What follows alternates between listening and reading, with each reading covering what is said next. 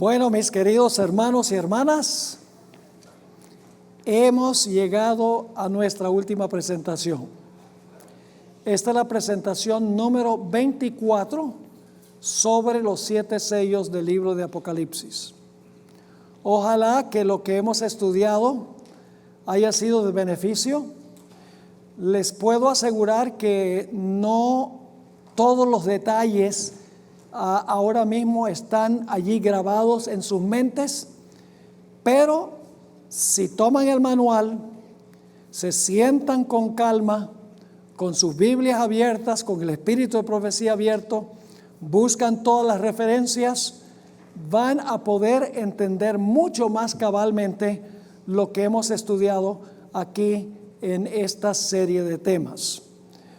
Nuestra escuela Ancla se realiza todos los años durante una semana completa.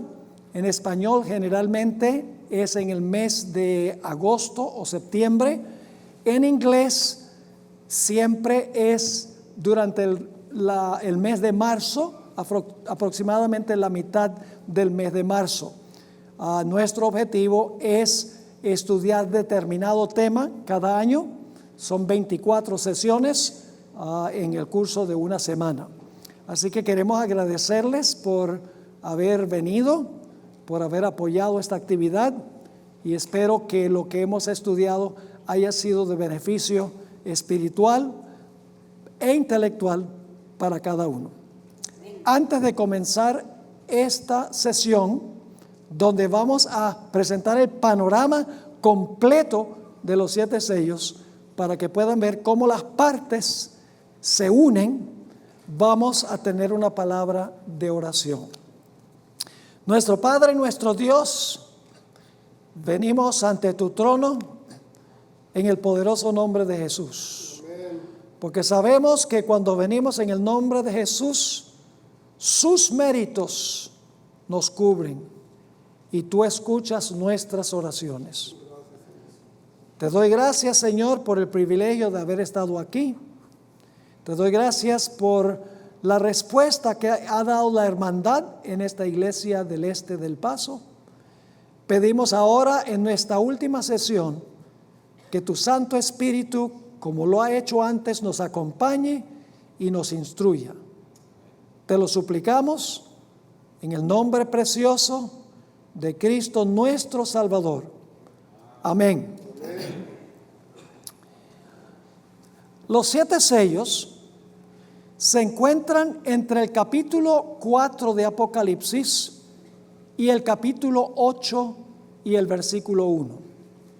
Lo que quiero hacer en esta última sesión es juntar o atar todos los cabos de las partes que hemos estudiado en un entero, para que puedan discernir el panorama completo. Y por lo tanto vamos a empezar nuestro estudio en Apocalipsis, el capítulo 4. No tienen que buscar el capítulo porque yo no voy a leer muchos versículos, ya los hemos leído en el transcurso de esta clase. Lo que quiero hacer ahora es que veamos el panorama grande o el cuadro grande. Ya hemos mirado todos los diferentes aspectos del cuadro, ahora vamos a ver cómo compaginan todos esos aspectos. Empezamos en el capítulo 4 del libro de Apocalipsis. En el capítulo 4 encontramos la preparación del salón celestial para recibir al Señor Jesucristo en su ascensión. Se ve allí, en el lugar santo del santuario celestial, sentado en un trono, a Dios el Padre. Está sentado en el trono solo. No ha llegado todavía Cristo Jesús. Allí, en ese mismo lugar, en el lugar santo, se encuentran en medio del trono 4 seres vivientes. Como hemos visto, los 4 seres vivientes representan a los querubines y a los serafines, altos ángeles de Dios en la patria celestial. También alrededor del trono se encuentran 24 tronos y en los tronos sentados 24 personajes.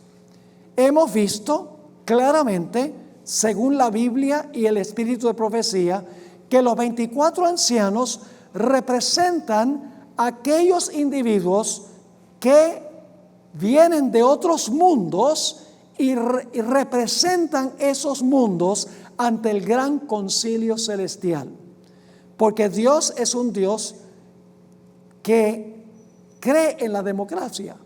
Es decir, Dios no es un dictador que dice yo decido todo y yo hago todo. Dios delega responsabilidad. Y luego tenemos también delante del trono un candelero que tiene 7 brazos, 7 luces. Y ese candelero representa el Espíritu Santo. El número 7 denota plenitud o totalidad. Ahí está presente el Espíritu Santo en plenitud. Ahora, en el capítulo 4, los 24 ancianos y los 4 seres vivientes cantan un himno. Están cantando un himno en honor al Creador. Es decir, ese himno no tiene nada que ver con la redención. Es un himno a donde se exalta a Dios el Padre por ser el Creador. Ahora, algunos pensarán, pero pastor, la Biblia dice que Jesús fue el Creador. Es verdad que Jesús fue el artífice de la creación. El Señor Jesucristo fue el albañil de la creación. Pero el Padre fue el arquitecto. Es decir, el Padre elaboró el plan. Y por eso en el capítulo 4 dice que por la voluntad del Padre todo existe. Y dice que todas las cosas fueron creadas por su voluntad. Es decir, el Padre no desempeñó la labor activa de crear. Eso lo hizo Jesús. El Padre elaboró el plan y luego Jesús implementó el plan. Así que en el capítulo 4 está el Padre, están los querubines y los serafines, están los representantes de los mundos que no pecaron, está presente el Espíritu Santo en su plenitud, pero en el capítulo 4 están faltando las huestes celestiales. En ninguna parte del capítulo 4 aparecen las muchedumbres de ángeles que rodean el trono de Dios. No están. Tampoco está presente en el capítulo 4 el Señor Jesucristo. Y uno se pregunta, ¿por qué razón es que en el capítulo 4 solamente está el Padre, los representantes de los mundos, los querubines y los serafines, el Espíritu Santo, pero en el capítulo 4 no está Jesús, ni tampoco están los ángeles de la hueste angélica? La razón es muy sencilla. Toda la hueste angélica ha sido enviada por el Padre al planeta Tierra para recoger a Jesús, para traerlo al cielo para la gran celebración por la victoria de Jesús en la tierra. Así es que Jesús está en la tierra con los discípulos allí en el monte de los olivos, y entonces viene una nube y la nube arrebata al Señor Jesucristo mientras los discípulos miran con los ojos fijos en el cielo, y un ángel le dice: este mismo Jesús que ustedes ven ascender al cielo, así vendrá como le han visto ir al cielo. Y luego Jesús desaparece de su vista. Termina el capítulo 4. Luego viene el capítulo 5. En el capítulo 5 todavía está sentado Dios el Padre en el trono, y en su mano derecha tiene un pergamino. El pergamino es el registro de toda la historia de la raza humana, es el testamento de la raza humana. Un testamento revela quién va a heredar y qué es lo que va a heredar. Si ese pergamino o ese testamento queda sellado, nadie va a saber quién hereda qué. Por eso es que Juan ahora llora intensamente, porque no se puede conseguir a nadie en el cielo, ni en la tierra, ni debajo de la tierra, que pueda romper los sellos y abrir el rollo, ni siquiera mirarlo. Se realiza una gigantesca crisis en el cielo, porque no hay quien abra el testamento, y sin abrir el testamento no se va a saber quién se va a salvar. Así que se forma una crisis universal. Parece que la herencia que perdió Adán, cuando perdió su territorio y cuando perdió su libertad, se hizo esclavo del pecado. Parece que él y sus descendientes están perdidos. Nadie va a heredar lo que se perdió. Pero luego se oye una voz de uno de los ancianos que le dice a Juan: no llores. El león de la tribu de Judá, la raíz de David, ha vencido, y por lo tanto tiene las cualidades necesarias para romper los sellos y para abrir el testamento, para revelar quién va a heredar lo que Adán perdió. Y ahora de repente se ve en medio del trono a un cordero como inmolado. Ese cordero inmolado lo identifica Elena White como Cristo Jesús, y la Biblia también. Es un cordero que tiene sus heridas en sus manos, en sus pies, en su sien y en su costado. Acaba de llegar al salón donde está el Padre con las heridas del campo de batalla, pero viene vivo. Y ahora el cordero, según dice el capítulo 5 y el versículo 7, se acerca al Padre que está sentado en el trono. Y el Padre le entrega el rollo, el pergamino a Jesús, para que Jesús rompa los sellos, abra el pergamino para revelar quiénes son los que van a heredar lo que Adán perdió por su pecado. Y entonces el Señor Jesucristo, según lo describe el Espíritu de Profecía, llega donde su Padre le dice a toda la hueste angélica: silencio, que tengo que entrar a mi Padre para ver si mi sacrificio ha sido acepto.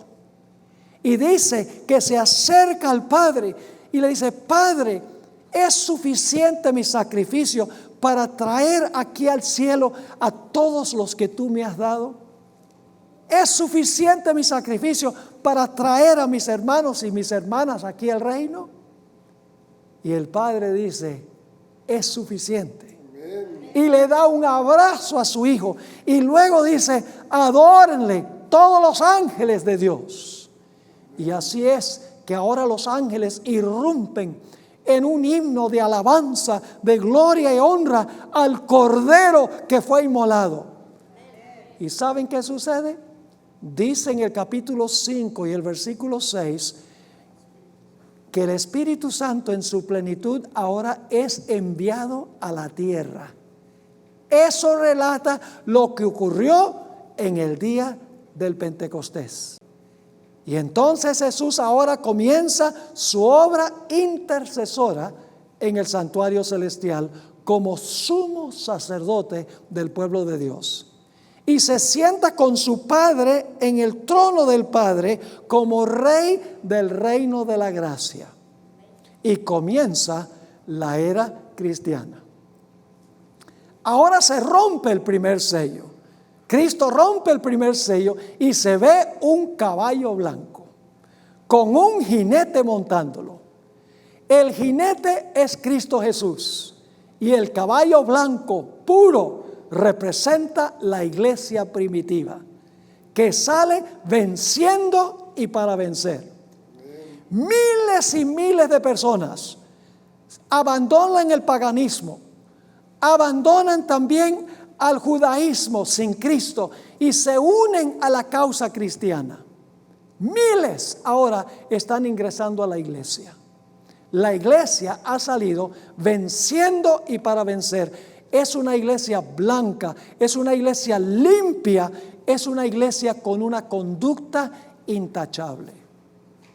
Satanás está furioso porque él ve que está perdiendo a sus súbditos. Miles de los que crucificaron a Jesús, inclusive dirigentes de la nación judía, según Hechos 6 y el versículo 7, se están uniendo a la causa cristiana. Los paganos se están uniendo. Satanás dice: estoy perdiendo mi gente. Y por lo tanto ahora cabalga un caballo rojo. Rojo es el color de sangre. Este caballo ahora va a quitarle la paz al pueblo de Dios. Satanás dice: no puedo eliminarlos porque están creciendo tremendamente, así que lo que voy a hacer es lanzar contra ellos persecución. Los voy a acabar a través de la persecución. Y ahora Satanás, usando a los emperadores romanos, usando también a los dirigentes judíos que apostataron, nos dice que persiguieron mordazmente a la iglesia, particularmente los emperadores romanos. Miles y miles de cristianos murieron martirizados por su fe, pero murieron vencedores. Mientras más Satanás perseguía al pueblo de Dios, mientras que más Satanás acababa con los fieles, más la iglesia crecía. Y Satanás ahora dice: la iglesia creció bajo el primer sello, el caballo blanco. Decidí perseguir a la iglesia para acabar a la iglesia con la persecución, y la iglesia está creciendo más que nunca. Tengo que cambiar de estrategia. No puedo destruir a la iglesia desde afuera. Mientras más la persigo, más crece.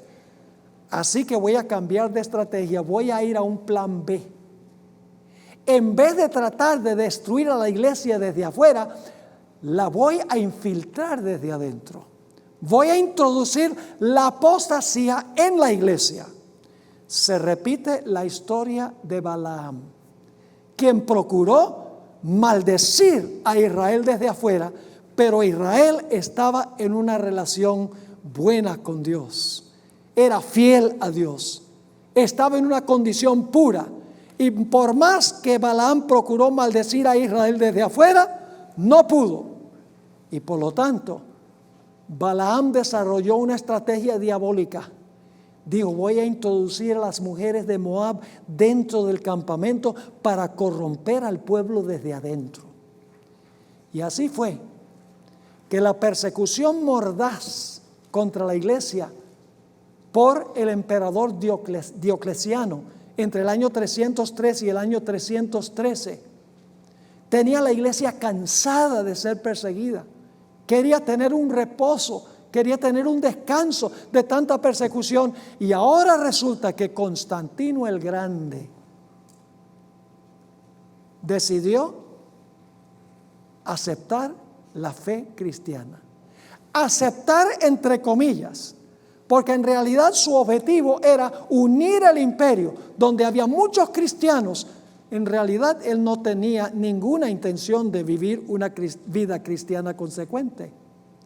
Y ahora Constantino dio un decreto de toleración, donde dijo: ahora el imperio va a favorecer a la iglesia. Y entre las cosas que hizo, pensó: los paganos adoran al sol, los cristianos celebran la resurrección de Jesús en el día del sol. Así que lo que podemos hacer es juntar la adoración al sol con la adoración en el día del sol, para que los paganos se sientan más cómodos en la iglesia. Se introdujeron toda clase de tradiciones humanas, toda clase de prácticas basadas en tradiciones de los hombres. La iglesia perdió su carácter limpio y puro. Ahora cabalga el caballo negro, el caballo de la oscuridad, el caballo de las tradiciones humanas. Ese es el tercer sello, el caballo negro. Cuando empieza a penetrar en la iglesia las tinieblas de las tradiciones humanas, porque la Biblia es luz. Las tradiciones humanas son lo contrario, son tinieblas. Las tinieblas son de color negro. Durante este periodo también escasea el pan. Hay una tremenda escasez de trigo y cebada que se usaba para hacer el pan. Casi no hay pan porque la Biblia ahora es prohibida. Y entonces cabalga el cuarto caballo, el caballo pálido, el caballo de la muerte. Representa el periodo de dominio papal, desde el año 538 hasta el año 1798. Ahora, durante este periodo, la iglesia, a donde se introdujo la oscuridad y la oscuridad se intensificó, ahora no son los emperadores romanos los que están persiguiendo a la iglesia. Los que están persiguiendo a la iglesia fiel, son los miembros de la iglesia de la época. Es decir, ahora el caballo amarillo, que dice que le sigue la muerte y el sepulcro, ahora el papado está matando a todos los que no concuerdan con sus enseñanzas y con sus prácticas. Millones de personas mueren por ser fieles a su fe, quemados en la hoguera, decapitados, maltratados, encarcelados, puestos en el calabozo, sin nadie que los defienda. Millones y millones son martirizados durante el periodo del caballo blanco. El caballo de la muerte, el caballo pálido, el color pálido es el color de la muerte. Millones y millones de mártires mueren durante este periodo. Y el resultado es el quinto sello. En el quinto sello, los que fueron martirizados durante el cuarto sello, ahora claman a Dios porque se ha hecho una gran injusticia. Yo pregunto, ¿fue justo que todos estos fieles murieran? ¿Se hizo justicia en su juicio en los tribunales terrenales? No, fue una gran injusticia porque los justos murieron y los injustos vivieron. Así que ahora los mártires bajo el quinto sello claman: ¿hasta cuándo, Señor, no juzgas y vengas nuestra sangre de los que la derraman en la tierra? ¿Hasta cuándo vas a permitir que nosotros seamos muertos sin misericordia si nosotros somos fieles a ti? Los infieles ganan y los fieles pierden. ¿Qué justicia hay en eso? Y como vimos en nuestro estudio, ese grupo de mártires durante los 1260 años que claman a Dios para que juzgue y vengue su sangre, el Señor le dice a esos mártires de los 1260 años: tranquilos, descansen. Ustedes tienen una vestidura blanca. Murieron cubiertos con la justicia de Cristo Jesús. Se les dio un manto blanco. No se preocupen. Tienen que descansar hasta que el otro grupo de mártires muera, y entonces voy a vengar a los dos grupos. En otras palabras, el quinto sello tiene dos etapas. La primera etapa es la que incluye a los mártires del cuarto sello, los que fueron martirizados por el papado. Ellos están clamando: ¿hasta cuándo no juzgas y vengas? Dios le dice: descansen. Les da una vestidura blanca. Son justos. Algún día los voy a juzgar y los voy a vengar. Dos periodos del quinto sello: los mártires del pasado y los mártires del futuro. Y luego entonces tenemos el sexto sello. La primera parte del sexto sello, porque son dos partes, la primera parte del sexto sello, hay señales que ocurren a nivel local. El gran terremoto de Lisboa en 1755. El sol que se oscureció el 19 de mayo de 1780. Esa misma noche la luna parecía cubierta de sangre. Y luego en 1833 cayeron las estrellas del cielo, primordialmente en el este de los Estados Unidos, pero en realidad se vio en todo el país. El propósito de esas señales de la primera parte del sexto sello era anunciar que estaba pronto a empezar el juicio, que iba a juzgar los casos de los que fueron martirizados durante el periodo del cuarto sello. ¿Me están entendiendo lo que estoy diciendo? Es decir, las señales fueron el anuncio de que pronto iba a empezar el proceso para vindicar a los santos que habían muerto durante el periodo del cuarto sello, los que estaban clamando y gimiendo para que Dios les hiciera justicia. ¿Cuándo comenzó ese proceso de juzgar? Ese proceso de juzgar comenzó poco después de 1833. Comenzó en el año ¿qué? 1844. ¿Y comenzó con quién? Comenzó con los que primero vivieron en la tierra. Entonces, ¿con quién comenzó? Con Adán. ¿Cuál fue el primer mártir en ser juzgado para que Dios lo vindicara y para que Dios revirtiera en la sentencia injusta que se había pronunciado? El primero fue Abel, porque fue el primer mártir de la historia.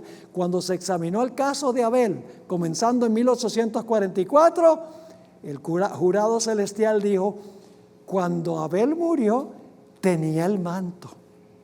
Estaba cubierto con el manto de la justicia de Cristo. Así que él está seguro. Vamos a vindicarlo. Algún día lo vamos a vengar. Todavía no lo ha vengado, pero ha juzgado su caso. ¿Están conmigo? Pero luego hay otro grupo de mártires. Ese grupo de mártires va a morir cuando el poder papal resucite de su herida mortal. Es decir, el mismo sistema que mató a los mártires del pasado va a resucitar de su herida mortal para perseguir a los mártires del futuro inmediatamente antes que se cierre la puerta de la gracia. Y entonces Dios juzgará los casos de esos mártires que mueren inmediatamente antes de cerrarse la puerta de la gracia. Y así todos los mártires habrán sido juzgados, los del pasado y los del futuro, inmediatamente antes de cerrarse la puerta de la gracia. Los mártires del futuro también tienen su vestidura blanca, porque también murieron en Cristo, murieron cubiertos de la justicia de Cristo Jesús. Todavía ninguno de los dos grupos ha sido vengado. La sangre no ha sido vengada. Solamente ha juzgado los casos de ellos cuando se cierra la puerta de la gracia. Pero hay otro punto. Hay algunas personas que van a pasar por el tiempo de angustia vivos. Y a esos hay que sellarlos antes que venga el tiempo de angustia. Así que al mismo tiempo que están muriendo los mártires del futuro, Dios va a colocar su sello sobre los que son fieles y van a pasar victoriosos por el tiempo de angustia. Ese es el capítulo 7 del libro de Apocalipsis. ¿Están captando ahora el cuadro completo? Es decir, cuando el segundo grupo de mártires son inmolados, están seguros porque tienen el manto blanco. Dios sellará a los 144,000 y entonces comenzará el tiempo de angustia. Los únicos fieles que estarán vivos son los 144,000, cuyo número no es literal. Es la misma gran muchedumbre que nadie podía contar. Son de toda nación, tribu, lengua y pueblo. No son judíos literales, de las tribus literales. Ni el número es literal. Es una muchedumbre de personas de todas las naciones del mundo que son fieles a Dios, brillan como estrellas durante el tiempo de angustia final, después de cerrarse la puerta de la gracia. Pasa el tiempo de angustia. Llegamos al final del tiempo de angustia. ¿Qué es lo que anuncia que está llegando el momento en que Dios va a vengar a los dos grupos de mártires, al igual que a los 144,000 que han sido maltratados durante el tiempo de angustia? nuevamente habrá señales, pero ya no serán locales, ya serán mundiales. Habrá un terremoto que sacude a todo el planeta Tierra. Va a derribar todas las ciudades, según dice Apocalipsis 16, el final del capítulo. Además de eso, el sol se va a oscurecer. La luna no va a dar su luz. Las estrellas del cielo van a caer, es decir, también van a dejar de dar su luz, porque las potestades de los cielos serán conmovidas. Este es el anuncio de que Jesús está a punto de llegar para vengar la sangre de los dos grupos de mártires y para también vengar a los 144,000 que han sido maltratados durante el tiempo de angustia. ¿Están conmigo? Ve cómo compagina todo este asunto que tenemos. Y luego el Señor Jesucristo comienza su segunda venida para castigar a la ramera que derramaba la sangre de los mártires y de los fieles de Jesús, según Apocalipsis 17 y el versículo 6. Ahora viene la segunda parte del quinto sello. Ahora Dios va a vengar a los mártires. Es decir, juzgar y vengar son dos cosas distintas, divididas por un periodo de tiempo entre los dos. El Señor Jesucristo comienza su segunda venida. Desciende con todas las huestes del cielo. En el cielo se ha quedado Dios el Padre.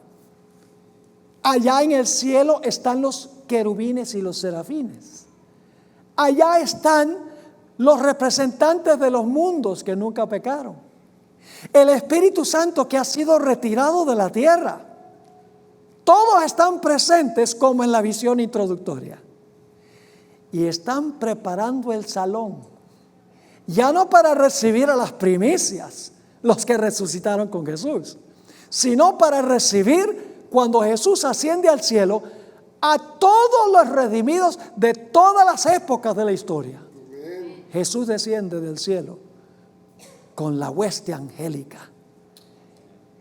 Y cuando está descendiendo, todavía no ha llegado, viene el séptimo sello. Los justos, cuando ven las calamidades que ocurren en el mundo, terremotos, los impíos matándose unos a otros, el hecho de que el sol, la luna y las estrellas se han desquiciado, son movidos de sus lugares, tiemblan inclusive los fieles y exclaman lo que está en la última parte del sexto sello: el gran día de su ira ha venido, ¿y quién podrá estar en pie? Y viene el séptimo sello, un periodo de terrible silencio de aproximadamente media hora. Y después de ese periodo de terrible silencio, donde los ángeles no cantan, se oye la voz de Dios que dice: no tengan miedo, bastaos mi gracia. Y el Señor Jesucristo ahora arrebata a los fieles en las nubes para recibirlo en el aire. Y entonces comienza el viaje al salón de recepción, a donde se va a celebrar la fiesta. Ya no de la llegada de Cristo con las huestes en la inauguración, sino la llegada de Cristo con todas las huestes celestiales en su segunda venida. Cristo asciende al cielo. Los ángeles están cantando a voz en cuello. Se está cantando el himno del Salmo 24. Abrido puertas eternas y entrará el Rey de Gloria. Los ángeles centinelas que quedaron cuidando dicen: ¿quién es este Rey de Gloria? La respuesta viene: Jehová de los ejércitos, el poderoso en batalla, porque acaba de venir en el caballo blanco con los ángeles del cielo para castigar a los que oprimieron a su pueblo. Dice: el poderoso en batalla, Él es el Rey de la Gloria. Se abren las puertas celestiales y entra la hueste angélica con Jesús y todos los redimidos para ir al salón de recepción para celebrarse la fiesta. Todos los impíos en la tierra son destruidos. Solamente queda aquí Satanás y sus ángeles. Y en el cielo ahora se abre el pergamino, porque el séptimo sello ha sido roto en la segunda venida. Ahora se va a abrir el rollo que tiene toda la historia de la raza humana, todas las cosas que hicieron los impíos. Y los justos en el cielo, como dice en Apocalipsis 24, se les dio la facultad de juzgar. Los justos juzgarán al mundo, juzgarán a los ángeles, dijo el apóstol San Pablo. Es decir, al abrirse el pergamino, podremos ver, y digo podremos porque yo tengo planes de estar ahí. Y espero que ustedes también estén haciendo planes de estar ahí. Podremos ver por qué los impíos se perdieron y qué fue lo que hizo Satanás. Y dictaremos sentencia, la longitud de la sentencia conforme a sus obras, y serán escritos en el libro de la muerte. Después de los 1000 años, después que se ha abierto el rollo, ahora Cristo desciende del cielo con sus ángeles. Los impíos son resucitados, una muchedumbre inmensa, como la arena del mar en número. Y Satanás ahora es suelto de su prisión. Durante los 1000 años estaba en prisión porque todos sus seguidores estaban muertos. Estaba atado. Le tocó sencillamente sentarse a ver la desolación que causó. Y también para pensar que en el cielo se estaba dictando su sentencia. En el destierro, amarrado aquí, sin seguidores.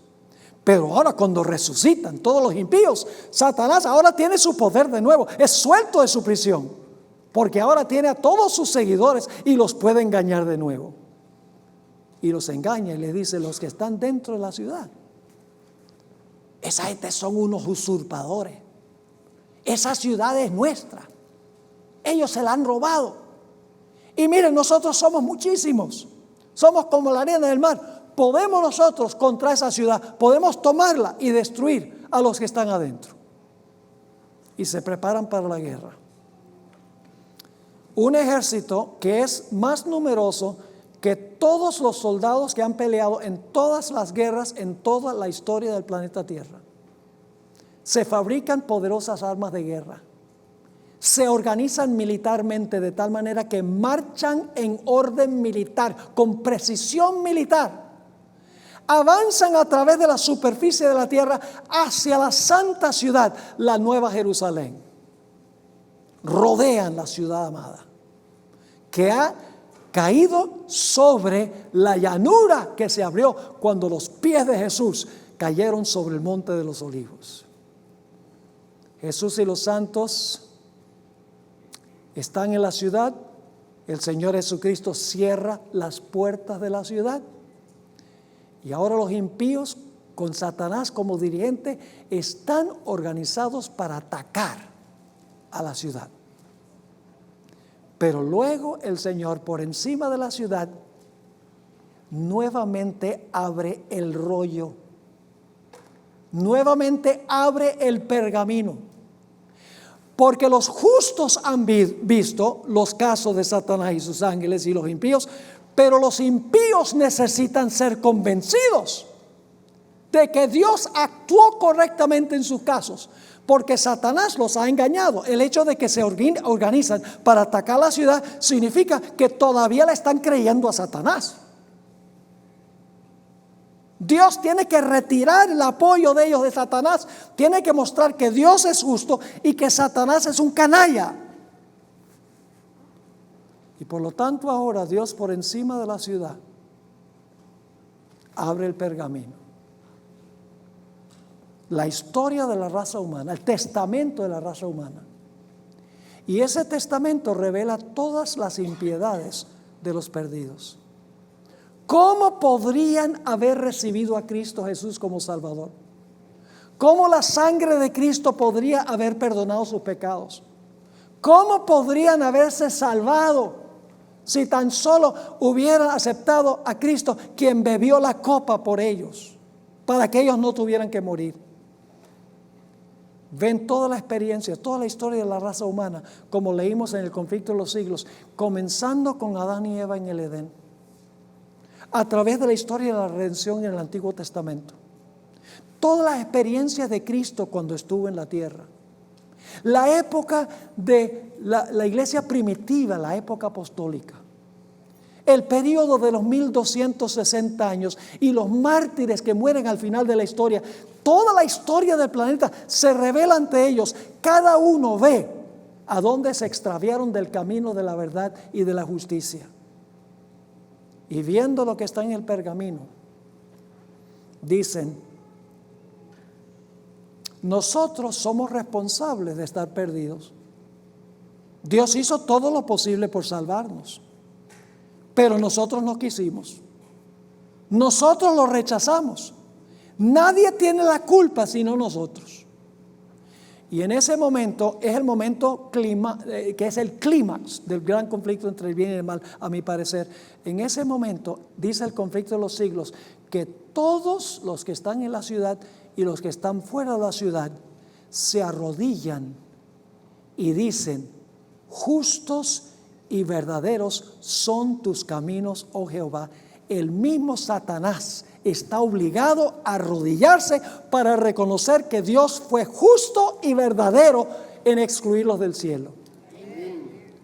Dice en Isaías 45:23: toda rodilla se doblará y toda lengua confesará que Jesucristo es el Señor, para la gloria del Dios el Padre. Pero Satanás no se da por vencido, porque Satanás es como el escorpión de la historia del sapo y el escorpión. Es su naturaleza ser un rebelde. Y aunque le ha tocado admitir que Dios está en lo correcto, que Dios es justo, ahora se para y todos los impíos se paran y empieza a decirles: mire, todos somos muchos, podemos contra esa ciudad, preparémonos para atacar la ciudad. Ahora, según Ezequiel 28 y el conflicto de los siglos, los impíos ahora miran a Satanás. Ya el enfoque no son los que están en la ciudad. El enfoque no es destruir a los que están dentro de la ciudad. Ahora voltean y dirigen su atención al originador y el instigador del pecado. Y le dicen: nosotros no te vamos a caminar ahora, porque tú fuiste el que nos engañaste. Nosotros tuvimos responsabilidad porque teníamos la Biblia. Pero si tú no hubieras estado para engañarnos, podríamos haber escogido estar en la ciudad. Pero estamos fuera por nuestra propia elección. Así que tú eres el culpable. No nos digas que ataquemos a los que están adentro. Los que están adentro están bien. Recibieron a Cristo, lo vimos en el panorama. Pero nosotros merecemos estar aquí afuera. Y se lanzan en contra de Satanás y sus ángeles. Dice en Ezequiel 28 que desenvainarán sus espadas contra la hermosura del resplandor de Lucifer, de Satanás. Porque ahora los impíos reconocen que Dios tiene la razón y Satanás es un engañador. Y luego entonces, cuando todo el universo está acorde de que Dios obró correctamente en cada caso, entonces desciende fuego del cielo para consumir a Satanás, a sus ángeles y a todos los impíos, castigados conforme a sus obras. No todos sufren por igual, eso sería injusto.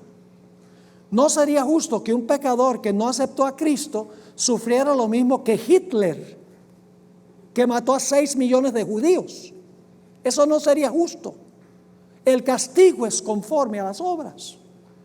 Y así es que Satanás, sus ángeles y los impíos serán consumidos.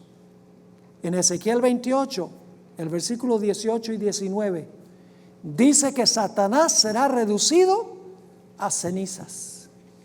Y dice que dejará de ser. Nunca más serás, dice allí. Y el libro de Malaquías, el capítulo 4 y el versículo 1, dice que cuando el fuego consuma no quedará ni raíz ni rama. ¿Quién es la raíz del mal? La raíz del mal es Satanás. ¿Y quiénes son las ramas? Sus seguidores. ¿Recuerdan que Jesús dijo, yo soy la vid, vosotros los pámpanos? Pues Satanás también es la raíz y sus seguidores son las ramas. Es decir, raíz y rama son desarraigados. Y ya es purificado el universo. El pecado ya no es más. Se acabó. Y entonces la Biblia dice que Dios hará cielos nuevos y tierra nueva, a donde habita la justicia. Esa es la historia de los 7 sellos. Ahora sí ven cómo todas partes se unen una con la otra. Es algo espectacular, hermanos y hermanas. Esta comprensión no la tiene ninguna otra iglesia. Y créame, no digo esto por arrogancia. Los adventistas no la sabemos todas. No, señor. Sencillamente estoy haciendo una declaración que es la verdad. Dios le ha dado a esta iglesia la luz. Le ha dado a esta iglesia la verdad para compartir con el mundo. ¿Saben ustedes cómo el mundo cristiano está interpretando los 7 sellos? Hermanos y hermanas, el mundo cristiano está diciendo, oiga, las iglesias grandes, si tienen la palabra unido, la iglesia presbiteriana unida, luterana unida, etc. Las grandes iglesias de la Reforma Protestante son preteristas. Ellos dicen, Apocalipsis, eso se cumplió con los emperadores romanos por allá atrás en la época apostólica. ¿Qué tiene que ver con nosotros entonces? Nada. A uno lo puede estudiar como historia, pero no nos impacta a nosotros. Por el otro lado, los cristianos conservadores, como los pentecostales, que todavía creen en la inspiración de la Biblia, y los evangélicos, los bautistas, y entiéndame, no son gente mala. La mayoría del verdadero pueblo de Dios está en esas iglesias, pero no han visto la luz.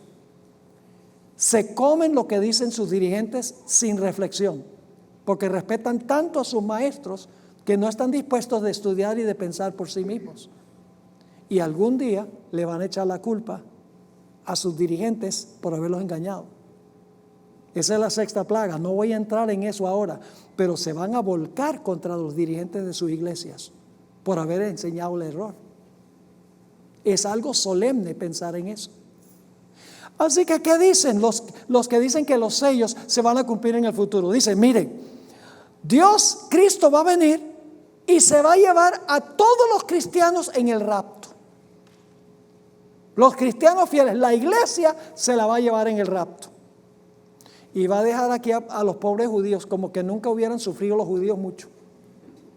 Los va a dejar aquí para pasar por el tiempo de angustia. Y si había cristianos que no estaban listos para irse en el rapto, pues se van a quedar acá para sufrir con los judíos,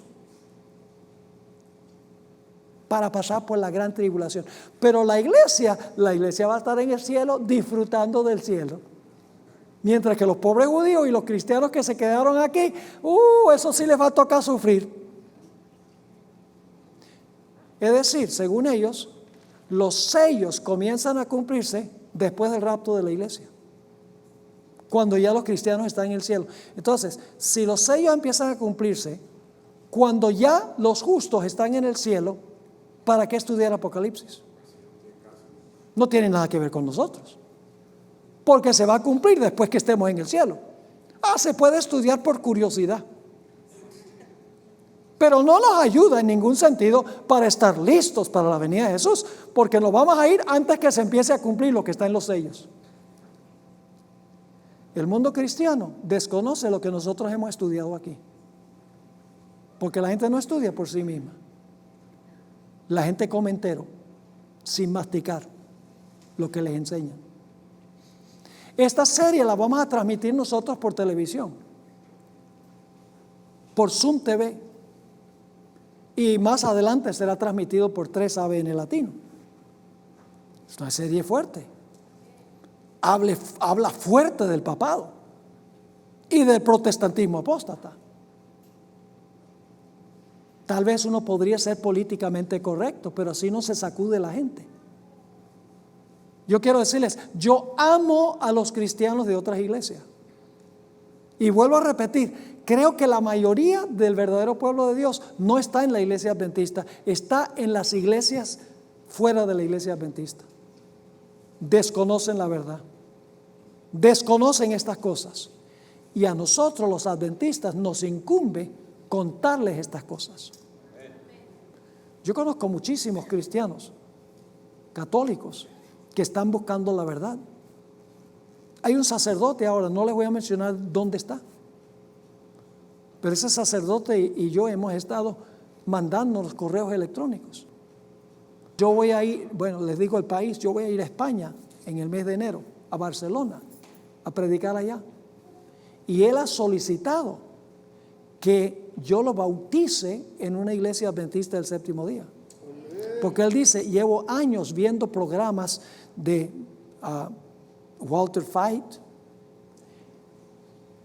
los programas de Secrets Unsealed, programas en español de Doug Batchelor. Dice, llevo años viendo eso. Y dice, recientemente descubrí a Secrets Unsealed, que es el ministerio nuestro. Y dice, yo he estado estudiando intensamente y yo creo que la iglesia adventista es la iglesia de Dios en estos últimos días acá. Así que mis hermanos y hermanas, hemos estudiado algo supremamente solemne e importante. Ahora, ¿qué debemos hacer? Vamos a la casa y archivamos el manual. Yo estudié la clase Ancla y lo ponen ahí y dice, qué bonito el manual. 520 y algo de páginas. ¡Wow! Dice, qué portada tan linda esta. Y entonces lo guardan. Hermanos y hermanas, estudien el manual.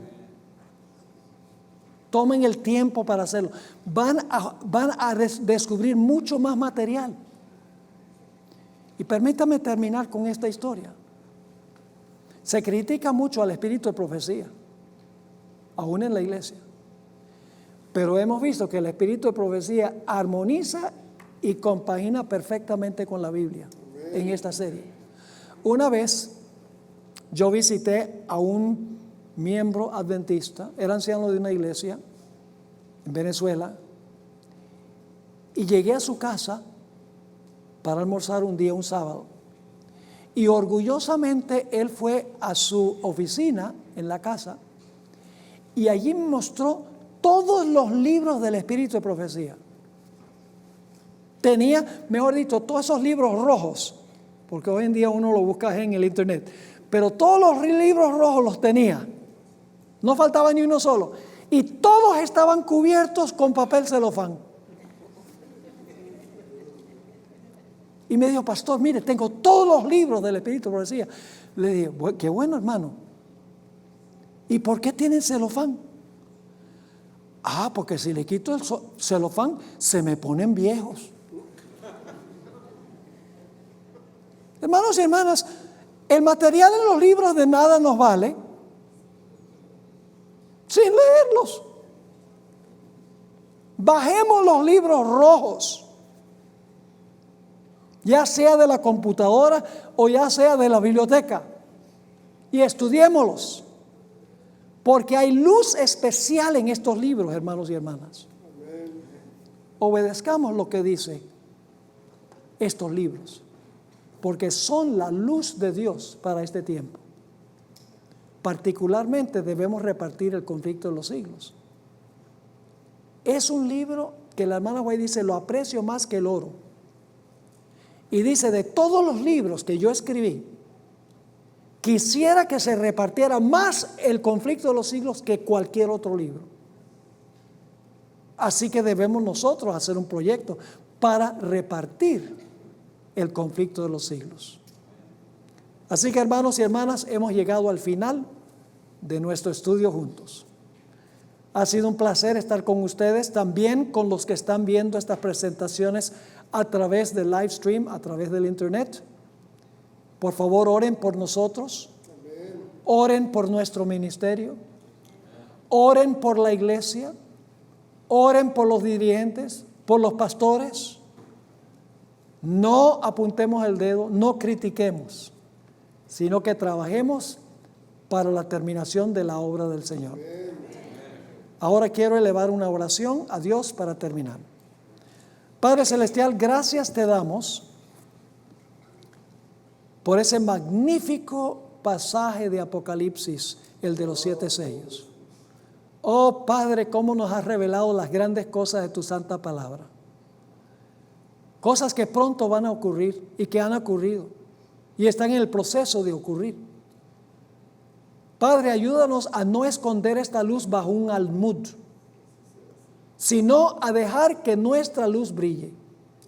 Te ruego, Señor, que bendigas a cada uno para que cada uno estudie el manual, para que pueda presentar estas cosas de una forma clara a las personas que están buscando desesperadamente la verdad. Gracias, Señor, por habernos acompañado en esta clase. Bendice a cada hermano y hermana. Bendice a cada uno de los que están viendo esta programación a través del internet. Acompáñanos, Señor, ahora y siempre, y prepáranos un lugar en tu reino, porque te lo imploramos en el nombre que es sobre todo nombre, el nombre precioso de Jesús.